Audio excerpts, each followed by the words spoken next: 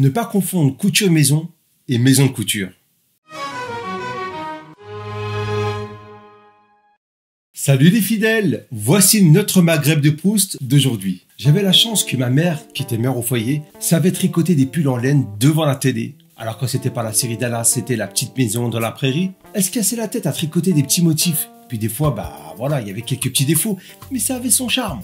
Autant dire que je me rendais pas compte de cette chance, parce que j'étais toujours en train de râler quand elle me demandait régulièrement de prendre des mesures. Elle travaillait sans modèle industriel, elle faisait tout de A à Z.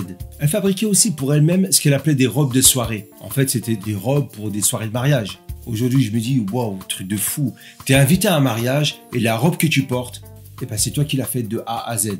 La partie de la robe où elle passait le plus de temps, c'était le haut, avec un motif qui était préalablement dessiné et elle y cousait des perles, des accessoires qu'on trouve dans les magasins de couture. Elle avait toute une collection de petites boîtes remplies à ras-bord. Elle passait des journées sur sa machine à coudre, des heures et des heures sur les marchés et dans les magasins de tissus. C'était juste dingue. Et en fait, en réfléchissant bien, elle a juste été dans la continuité du bled, où on était dans cette culture du do-it-yourself. Et elle a profité des matériaux qui finalement étaient plus modernes et plus accessibles en France. J'ai les souvenirs au bled, on dormait par terre, à 10 dans une petite pièce, sur des petits matelas très fins, mais on s'en plaignait pas. Vraiment, on dormait très bien. Sur les matelas, il y avait des motifs cousus, et je sais que c'était un processus long. Et je vous parle même pas de la laine de mouton qu'il fallait d'abord laver, trier, traiter, pour en faire des oreillers, et ces fameux petits matelas. Alors aujourd'hui, ça paraît peut-être un peu folklore, et pourtant, j'ai l'impression que ça commence à revenir un petit peu. L'idée d'être autosuffisant, ou quand on n'achète pas forcément des fringues de seconde main, certaines personnes se mettent au tricot. Et là, on se rend bien compte que c'est très technique à fabriquer ses patrons.